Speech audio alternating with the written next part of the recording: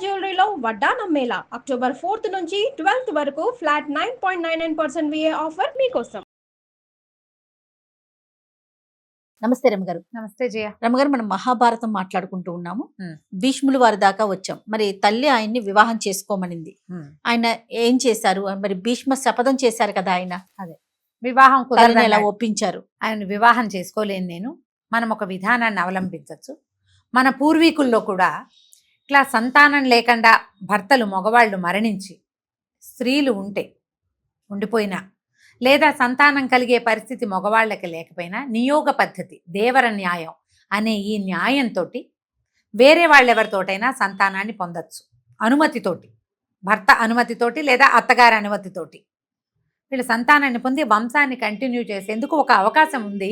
మన ముందు కాలంలో ఇలాంటివి కొన్ని జరిగినాయని ఆయన 2-3 దృష్టాంతాలు తల్లికి చెప్పాడు. వాళ్ళ ముందు కాలంలోనే జరిగింది. మనం ఇప్పుడు అనుకుంటున్నాం ఏంటి ఇప్పుడు అదేదో తప్పో ఒప్పో అనుకుంటున్నాం. కాదు, ఆ కాలంలో ఉన్నదమ్మా అది. ఇప్పుడు ధర్మం తప్పి చెయ్యకూడదు. భర్త ఉండగా భర్తకి సంతానం పొందే అవకాశం ఉండగా వీళ్ళు ఏదైనా చేస్తే అది అక్రమ సంతానం అవుతుంది. కానీ భర్త లేకపోయి ఈ వంశాన్ని ముందుకు తీసుకెళ్లేందుకు పెద్దల అనుమతితోటి సద్బ్రాహ్మణుడు కానీ ఒక తపస్వి చేత కానీ, మళ్ళీ ఎవరో వేరేవా జాతులు కాదు, క్షత్రియులకి బ్రాహ్మణ సంతానం పనికొస్తుంది. విలోమం కాకూడదు, అంతకంటే చిన్న జాతులతోటి వెళ్ళకూడదు. పై జాతితోటి సద్బ్రాహ్మణుడు లేదా ఒక మహర్షి ఋషి వాళ్ళ సంతానాన్ని ఇలా మన క్షేత్రజులుగా వీళ్ళని ముందుకు తీసుకెళ్ళచ్చు. దేవర న్యాయం అని ఇది ఒక న్యాయం ఉంది. నియోగ పద్ధతి అంటారు. ఆ నియోగ పద్ధతి ద్వారా అమ్మ మనం ఇలా చేయవచ్చు. అంబిక అంబాలిక ఇద్దరు ఉన్నారు, యవ్వనవతులు, సంతానాన్ని పొందగలిగే వయసులో ఉన్నవాళ్లే. ఇలాంటి ఒక ఆలోచన చేద్దామని భీష్ముల వారే తల్లికి ఉపదేశించారు. అప్పుడు సత్యవతీదేవికి తన కుమారుడు జ్ఞాపకం వచ్చాడు. ఆవిడ తన కన్యాత్వం చెడకుండా తన చిన్నతనంలోనే తను కన్నటువంటి కుమారుడు వ్యాస భగవానుడు. ఆయన్ని తలుచుకుంటే వ్యాస భగవానుడు ప్రత్యక్షమయ్యాడు. ఆయన పిలిస్తే వస్తానన్నారు కదా. ఆయన విపరీతమైన తపస్సు కలిగిన వాడు. అయితే ఇట్లా మా వంశం ఈ రకంగా ఆగిపోయింది, ఈ భీష్ముడి సలహా ప్రకారం నేను నిన్ను పిలిచాను నాయన, నా కోడళ్ళకి సంతానాన్ని ప్రసాదించు, నాకు ఈ సహాయం చేయమని ఆయన ఒప్పుకున్నాడు. ఒప్పుకుంటే సరే ఈవిడ ఏం చేసింది, కోడళ్ళిద్దరికీ చెప్పి ముందు అంబికని తయారు చేసి వ్యాస భగవానుడి దగ్గరికి పంపించారు. ఈయన నల్లగా సన్నగా పొడుగ్గా పెద్ద బవిరిగడ్డం, చింతనిప్పులు లాంటి కళ్ళు, తపోదృష్టి దీంతో ఉంటాడు. ఆయన ఎప్పుడు తపస్సులోనే ఉంటాడు. వాళ్ళు ఎట్లా ఉంటారు, ఆహారం తీసుకుని నున్నగా మెరిసిపోతూ అట్లా ఉండరు, ఆహారం తక్కువ ఆహారంతో ఉంటారు. ఆయన చూసేసరికల్లా వీడికి భయం వేసింది. కానీ ఈ వంశం ముందుకు తీసుకెళ్ళడానికి కోడళ్ళుగా తమ కర్తవ్యం అత్తగారు ఉపదేశించి పంపించింది కాబట్టి ఆవిడ కళ్ళు గట్టిగా మూసుకుని ఆయనతో సంగమించింది. ఆమె గర్భవతి అయింది. ఆమెకు ఒక కుమారుడు కలిగాడు, పుట్టు గుడ్డివాడు, కళ్ళు లేవు. బాధ వచ్చేసిందో వీళ్ళకి. పుట్టిన పిల్లాడికి కళ్ళు లేవే. రెండో కోడల్ని పంపించారు, అంబాలికని. పంపిస్తే ఇవిడ కళ్ళు అయితే మూసుకోలేదు, కానీ ఆయనకి భయం వేసింది. ఆమెకి ఆయన చూసేసరికి భయపడి పాలిపోయిందట. అంటే మొహం తెల్లబడిపోయిందనమాట. మొహంలో నెత్తురంతా తోడేసినట్టు అయిపోయింది.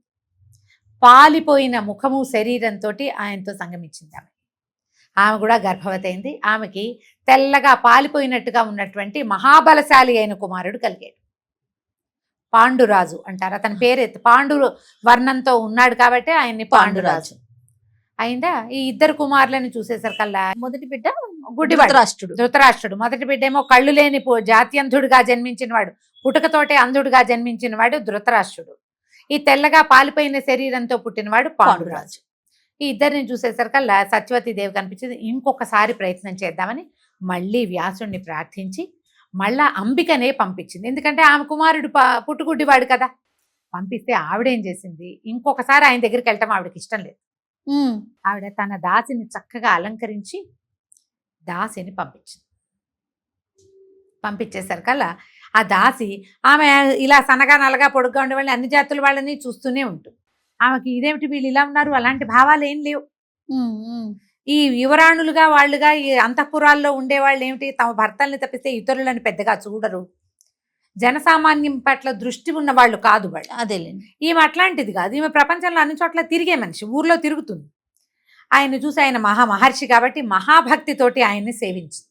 ఆమెకి మూడో కుమారుడు కలిగాడు. ఈమెకి కలిగిన కుమారుడు విదురుడు.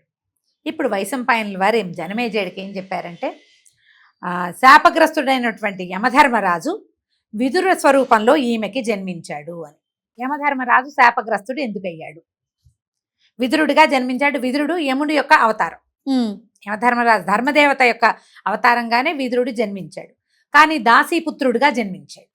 అంత గొప్పవాడు యమధర్మరాజు, దిక్పాలకుల్లో ఒకడు, ప్రపంచాన్ని నడిపించేందుకు పెద్ద శక్తులలో ఒక శక్తి అయినటువంటి యమధర్మరాజు దాసీ గర్భాన జన్మించడం ఎందుకు జరిగింది? ఈ మాట జనమేజయుడు అడిగితే అప్పుడు ఒక కథ చెప్పారు. పూర్వమట ఒక మాండవీడని ఒక మహాముని ఉండేవాడు.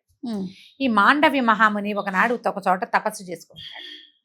ఆయన తపస్సు చేసుకుంటున్న ప్రాంతానికి కొంతమంది దొంగలు వచ్చారు. ఏదో రాజుగారి దగ్గర నుంచి నగలు దొంగిలించి వాళ్ళు ఈయన వెనకాల ఆ నగలు దాచిపెట్టి పారిపోయారు. ఈ నగలు వెతుకుంటూ వచ్చినటువంటి సైనికులకి మహర్షి వెనకాల నగలు దొరికినాయి. తర్వాత దొంగలు దొరికారు. మహర్షిని కూడా దొంగగా భావించి ఆయన్ని కూడా తీసుకుపోయారు. తీసుకెళ్ళాక ఈ రాజుగారు ఏం చేయాలి దొంగతనానికంటే, ఆ రోజుల్లో దొంగతనానికి శిక్ష ఏంటి? కొరతేయటం. శూలాది ఆరోపణ చేసేస్తారు. అట్లా పొడుగ్గా శూలం ఉంటుంది, కూర్చోబెడతారు, వదిలేస్తారు కిందకి. ఈ మాండవ్య మహామునికి కూడా ఆ శిక్ష పడిపోయింది. రాజుగారికి తెలీదు, ఈ ఋషి ముని చూసుకోవాలా, గుంపు అందరికీ వేసేసారు. ఆ గుంపులో ఈయన కూడా పడి. అయితే ఏమైంది, ఈయన ఇట్లా శూలం మీద దింపబడి ఆయన జపం చేసుకుంటున్నాడు. కొంతమంది మహర్షులు పక్షుల రూపంలో తిరుగుతున్నారు. వాళ్ళు ఆశ్చర్యపోయారు, ఇదేమిటి మాండవ్య మహాముని ఇక్కడ చేరాడు? అయ్యా మీరు ఎందుకంటే ఇలా అయ్యారు, ఇక్కడ ఎందుకున్నారండి, మీకు ఈ శిక్ష ఎందుకు పడింది అంటే ఆయన అన్నాడు, రాజు పొరపాటున వేసేసాడు ఈ శిక్ష అనగానే ఆ పక్షులు మహర్షి రూపాలు ధరించి రాజు దగ్గరికి వెళ్ళి, మాండవ్య మహాముని శిక్షను అనుభవిస్తున్నాడు, నువ్వు చేసిన పొరపాటు, ఆయన ఇట్లా ఉండిపోయాడంటే వీళ్ళు పరిగెత్తుకుంటూ వెళ్ళారు. వెళ్ళి ఆ శూలాన్ని దింపేశారు.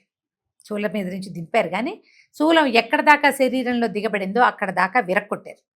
కానీ దాని కొస ఆయన ఒంట్లోకి ఉండిపోయింది. దాన్ని తీయలేకపోయారు. కింద భాగం నుంచి వెళ్ళిపోయింది కదా.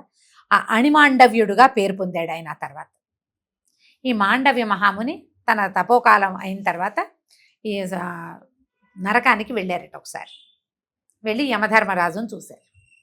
చూసినప్పుడు, నువ్వు నాకు అలాంటి శిక్ష ఎందుకు వేశావు, ఇలాంటి ప్రత్యక్ష నరకాన్ని చూసేటువంటి ఇది నాకు ఎందుకు వచ్చింది, అలాంటి శిక్ష ఎందుకు పడింది నాకంటే, యమధర్మరాజు ఏమన్నాడు, ఎవరెవరు చేసిన పొరపాట్ల ప్రకారం వాళ్ళకి మరణశిక్షలు వస్తాయి, మరణం కూడా అలాగే వస్తుంది. నువ్వు చిన్నప్పుడు తూనీగల్ని పట్టుకుని, ఆ ఎగిరే తూనీగల్ని వర్షాకాలం పట్టుకుని తూనీగలు ఎగరకుండా వాటి దానికి తుమ్మముళ్ళు పెట్టేవాడివి వాటి రెక్కలకి. నువ్వు ఆ ముళ్ళు పెట్టడం వల్ల నీకు ఇలాంటి శిక్ష వచ్చింది అనేసరికి మాండవ్యుడికి చాలా కోపం వచ్చిందట. బాలప్రాయంలో పిల్లలు తెలియక చేస్తారు, దానికి కూడా నువ్వు శిక్ష విధిస్తావా, ఇలాంటి పని చేసావు కాబట్టి మానవ యోనియందు దాసీ గర్భంలో జన్మించు నువ్వని శపించాడు యమధర్మరాజు. ఆయన తర్వాత కాలాంతరంలో దాసీ గర్భుడుగా జన్మించాడు. యమధర్మరాజే విదురుడుగా జన్మించాడు. ఈ మాండవీయుడు శపించాడు కదా. అయితే మాండవీయుడు శాపం అప్పుడు ఆయన ఏం శాసనం చేశాడంటే, 14 సంవత్సరాల లోపల బాలికలు పిల్లలు ఏం చేసినా ఆ పాపం వాళ్ళది కాదు, వాళ్ళకి అంటదు. వాళ్ళు ఏం చేసినా సరే, ఇప్పటికీ కూడా మనకి జువెనల్ యాక్ట్ ఉంది కదా రమ్మగారు. చిన్నపిల్లలు ఏమైనా చేస్తే వాళ్ళకి వాటికి శిక్షలు లేవు. అప్పుడు మాండవ్యుడి కాలంలో వచ్చింది. అట్లా శపించబడినటువంటి యమధర్మరాజు కాలాంతరంలో ఇట్లా దాసీ గర్భంలో జన్మించే అవకాశాన్ని మహాభారత కాలంలో తీసుకున్నాడు. విదురుడు ఇక్కడ జన్మించాడు. ఇప్పుడు ఈ 3 కుమారులు జన్మించారు. తర్వాత వ్యాస భగవానుడు వెళ్ళిపోయాడు. భీష్ముడే ఈ 3కి రకరకాల విద్యలు నేర్పించారు. మన దుర్యోధను ధృతరాష్ట్రుడికేమో గదాయుద్ధం అవి నేర్పించారు. మహాబలశాలి అతను, కళ్ళు లేవు ఆయన, కానీ బలం తక్కువ లేదు. మల్లయుద్ధ విశారదుడు, మల్లయుద్ధం చేయగలిగేవాడు. అక్కడి నుంచి ఈ పాండురాజు అస్త్రశస్త్ర విశారదుడు, యువరాజుల్ని చేశారు. మూడో అతనికి ఏం చేశారు, దాసీపుత్రుడైన తమ నియోగంతో జన్మించాడు కాబట్టి వీళ్ళిద్దరితో పాటే ఆ పిల్లవాడిని కూడా పెంచుకున్నారు. ఆయన విడిగా చేయల. యమధర్మరాజు అంటే వీళ్ళతో పాటే 3 పిల్లల్ని సమానంగా పెంచారు. ఆయనకి ధర్మశాస్త్రాలన్నీ నేర్పించారు. సహజంగా ఆయనకి లోపల ఉన్నది అదే కదా. సో వీళ్ళు 3 కలిసే పెరిగారు. ఈ కలిసి పెరిగిన క్రమంలో ఏం చేశారు, ఈ భీష్ముల వారు పిల్లలు కొంచెం పెద్దవాళ్ళు అయ్యాక యవరాజు పట్టాభిషేకం చేశారు. విదురుణ్ణి మంత్రిని చేశారు. ఈ పాండురాజు ఇది చేసి అంటే దిగ్విజయం చేసి చుట్టుపక్కల రాజ్యాలన్నిటినీ జయించుకొచ్చాడు, రాజ్యాన్ని విస్తరించాడు. బలశాలి అతను, పైగా అస్త్రశస్త్ర విశారదుడుగా అలా ఉన్నాడు. అయితే వీళ్ళు కుమారులు కొంచెం పెద్దవాళ్ళు అయ్యాక వీళ్ళకి వివాహాలు సంకల్పించి గాంధార రాజు అయినటువంటి సుబలుని యొక్క కుమార్తె గాంధారిని ధృతరాష్ట్రుడికి ఇచ్చి వివాహం నిశ్చయించారు. సుబలుడు సంతోషంగా ఒప్పుకున్నాడు. కానీ చుట్టాలంతా వ్యతిరేకించారు. జాత్యంతుడు అతనికిచ్చి వివాహం చేయటం ఏమిటి అంటే గాంధారీదేవి ఒప్పుకోలేదు. తండ్రి మాట ఇచ్చాడు కాబట్టి నేను వివాహమే చేసుకుని తీరుతాను, ఆయన చూడలేడు కాబట్టి నేను కూడా చూడను అని చెప్పి వివాహం అవగానే ఆవిడ కళ్ళకు గంతలు కట్టేసుకుని సొంత పిల్లల్ని కూడా చూడలేదట ఆవిడ. పాతివ్రత్యం ఆ రకంగా అవలంబించింది. తండ్రి వాగ్దత్తగా ఉన్న నాయన దాన్ని నన్ను ఇచ్చి చెప్పాడు పిల్లని ఇస్తానని, కాబట్టి వివాహమే. అయితే మహాభారతంలో ఒక చోట ప్రత్యేకంగా చెప్పబడతారు, ఈవిడికి ఇంకా సోదరి చాలా మంది చెల్లెళ్ళు ఉన్నారని, వాళ్ళందరినీ కూడా ఈయనే ధృతరాష్ట్రుడే వివాహం చేసుకున్నాడు అని. వీరు కాకుండా ఇంకా ఎందరో కన్యకల్ని తెచ్చి ధృతరాష్ట్రుడికి వివాహం చేశారట భీష్ముల వారు. ఇది ఒక ప్రత్యేక గాథ. ఈ గాంధారిని వివాహం అయిన తర్వాత పాండురాజుకి వివాహం కోసం ఆ కాలంలో కుంతిభోజుడు అని ఒక రాజుగారు ఉండేవారు. కుంతిభోజుడికి సంతానం లేదు. ఆయన తన బావమరిది అంటే మేనత్త కుమారుడి దగ్గర నుంచి ఆయనకి పుట్టినటువంటి సంతానంలో చాలా మంది 4-5 ఆడపిల్లలు మగపిల్లలు ఉంటే వాళ్ళల్లో పెద్దదైనటువంటి పృథ అనే అమ్మాయిని తెచ్చి పెంచుకున్నాడు. పృథ తన మేనమావ గారింట్లో పెరిగింది. కుంతిభోజుడి ఇంట్లో పెరగటం వల్ల ఆమెని కుంతి అని పిలిచేవాడు. ఈ పృథ చక్కగా చాలా బుద్ధిమంతురాలు.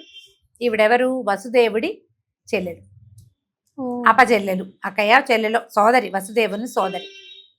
ఈ వసుదేవుని సోదరి మండలిలో ఇంకా చాలా మంది ఉన్నారు. ఒక ఆవిడేమో శిశుపాలుడి తల్లి. శిశుపాలుడి తల్లి కూడా వసుదేవుడికి సొంత సోదరి. ఈ పిల్లని పెంచుకుంటుంటే ఈ పృథ వాళ్ళ ఇంటికి కుంతిభోజుడి ఇంటికి ఎందరో మహర్షులు ఋషులు వీళ్ళంతా వచ్చేవాళ్ళట. ఈ వచ్చిన ఋషుల్లో దూర్వాసుడు అనే మహాముని ఒక ఆయన పరమకోపిష్టి. ఆయన సేవకి ఈ పృథ అమిత నిదానస్తురాలు సహనశీలి అయిన పృథని నియోగించారు. పృథ ఆయన్ని విశేషంగా సేవించింది. ఆయన అక్కడ ఉన్న నాళ్ళు ఎంతో సేవిస్తే ఆయన ఏం చేశాడు, ఒక ప్రత్యేకమైన మంత్రాన్ని పృథకి ఉపదేశించాడు. ఈ మంత్రంతో నువ్వు ఏ దైవాన్ని ఆవాహన చేస్తే, ఎవరిని ఆరాధిస్తే అతడొచ్చి నీకు సంతాన భాగ్యాన్ని ప్రసాదిస్తాడు అని. చిన్నపిల్ల, వివాహిత కాదు. ఆయన మేము మంచి కోరి ఇచ్చాడు. అయితే ఏమైంది, దూర్వాస మహాముని వెళ్ళిపోయాక ఒకనాటి సాయంకాలము ఈ సూర్యాస్తమయ వేళల్లో ఆ సూర్యబింబాన్ని చూసేసరికి ఎంత బాగుంటాడో సాయంకాలపు సూర్యుడు, పరమాద్భుతంగా ఉంటాడు. ఈ పృథకి వరం జ్ఞాపకం వచ్చింది. ఆయన ఇచ్చాడు కదా మంత్రం, సూర్యుడు వస్తాడో లేదో చూద్దాం అనుకొని ఆ మంత్రాన్ని పునశ్చరణ చేసి ఆవాహన చేసి సూర్యుడిని పిలిచి ఆయన ప్రత్యక్షమైపోయాడు. ప్రత్యక్షమైపోయి నీకు సంతానాన్ని ఇస్తానన్నాడు. నీవు భయపడి, అయ్యో నాకు తెలియక పిలిచాను, వస్తావో రావోనని పిలిచాను, నేను అవివాహితని, ఇప్పుడు నాకు సంతానం అంటే నేనేం చేయను ఇప్పుడు అని బతిమలాడింది, వెళ్ళిపోమని. ఆయన అన్నాడు, కుదరదు, ఈ మంత్రానికి కట్టుబడి ఋషివాక్యం, ఆయన మాటకి నేను ఇది చేయవలసిందే, కాకపోతే నీ కన్యాత్వం భంగం కాకుండా నీకు సంతానాన్ని ప్రసాదిస్తానని చెప్పాడు. ఆమెకి సూర్యుని వలన ఒక కుమారుడు కలిగాడు. ఆ పిల్లవాడు ఎట్లా ఉన్నాడు, సూర్యవర ప్రసాదితుడు అవటం వల్ల సహజ కవచ కుండలాలతో జన్మించాడు. పుట్టిన పిల్లాడే అలా ఉన్నాడు. ఒంటికంతా బంగారు కవచము, చెవులకి కుండలాలు, సహజ కవచ కుండలాలతో. ఈ పిల్లాడిని ఏం చేయాలి, ఎలా చెప్పాలో తెలియలా. ఈ పిల్లకి చిన్నపిల్ల కదా, 13-14 సంవత్సరాల వయసు ఉందో లేదు. సరే ఈమె ఏం చేసింది, ఆ గంగా నది తీరంలో నిలబడితే ఒక పెట్టేదో కనపడుతోంది, నీళ్ల మీద తేలుతూ. ఓహో ఇదే మార్గం అనుకుని ఒక పెట్టెలో బోలెడంత బంగారపు నగలు అవన్నీ వేసి ఈ పిల్లవాడిని కూడా అందులో పడుకోబెట్టి గంగా నదిలో వదిలిపెట్టేసి దండం పెట్టింది. ఇంకేం చేస్తుంది, కన్యా చిన్నతనము, ఎవరికి చెప్పే పరిస్థితి కాదు. మూడో కంటి వాడికి కాదు, రెండో కంటి వాడికి కూడా తెలియకుండా జరిగిపోయింది. ఈ పెట్టె నీళ్లలో తేలుతూ ఎవరికో దొరికింది. ఒక సూతుడికి లభించింది. ఆయనకి రాధ అనే భార్య కూడా ఉంది. వాళ్ళకి సంతానం లేదు. ఈ బంగారపు పెట్టెలో బంగారంతో లభించినటువంటి పిల్లవాడికి వసుషేణుడు అని పేరు పెట్టి ఆ పిల్లాన్ని వాళ్ళు పెంచుకున్నారు. ఈ పిల్లవాడు అక్కడికి వెళ్ళిపోయాడు. ఈ పృథ చాలా ప్రత్యేకమైన వ్యక్తిత్వం కలిగిందని, పిల్ల చాలా సౌందర్యవతని తెలుసుకున్నటువంటి భీష్ముల వారు ఆ అమ్మాయిని తెచ్చి పాండురాజుకి వివాహం చేశారు. కుంతీదేవిని పెళ్లి చేసుకున్నాడు పాండురాజు. తర్వాత కాలంలో మద్రదేశాధీశ్వరుడు, ఆయనకి ఒక కుమార్తె మాద్రి, ఆమె కూడా పరమ సౌందర్యవతి, ఆమెను పెళ్లి చేసుకుంటానని అడిగాడు పాండురాజు. అడిగితే వాళ్ళతో మాట్లాడి వాళ్ళ అమ్మాయిని కూడా తీసుకొచ్చి పెళ్లి చేశారు. 2 భార్యలు, కుంతి మాద్రి, వీళ్ళందరూ పరమ సఖ్యంగా ఎంతో బాగుండేవాడు. అయితే ఏమైందట, ఈ పాండురాజుకి చాలా మృగయా వినోదం వాటి మీద ఆసక్తి. ఈ మృగయా వినోదంతో భార్యలను కూడా తీసుకుని ఎక్కడికో తిరుగుతూ ఉండేవాడు. దిగ్విజయం చేశాడు, రాజ్యాలు ఎన్నో జయించాడు, అతడే రాజుగా ఉన్నాడు. నడుస్తూ ఉంది ఈ కథ. ఎక్కడికో వెళ్తే ఏమైంది, ఈ మృగయా వినోదం కోసం ఆ లేళ్ళని దుప్పుల్ని వేటాడుతున్నాడు. అయితే ఆయనకి ఒక సంగమంలో ఉన్నటువంటి లేళ్లు కనపడ్డాయి. సాధారణంగా అట్లా అనారోగ్యంగా ఉన్న చిన్న పిల్లైనా కదలలేని స్థితిలో ఉన్న సంగమంలో ఉన్న వాళ్ళని డిస్టర్బ్ చేయకూడదు. ఆ జంతువుని చూడడం కూడా తప్పే. ఈయన ఏం చేశాడు, బాణం వేసి కొట్టాడు. కొట్టేసరికల్లా ఆ బాణం తగిలి ఆ లేళ్ళు చనిపోయినాయి. అయితే ఆ లేడి నిజానికి ఒక ఋషుల జంట. వాళ్ళు ప్రతి జీవితాలకు స్వరూపాన్ని ధరించి సంగమిస్తున్నారు. అందులో ఈ లేడి వచ్చిందనమాట. లేళ్లుగా సంగమిస్తే ఆ రుచి ఏమిటో తెలుసుకోవడం కోసం వాళ్ళు ఆ ప్రయత్నంలో ఉన్నారు. ఈయన దాన్ని కొట్టేశాడు.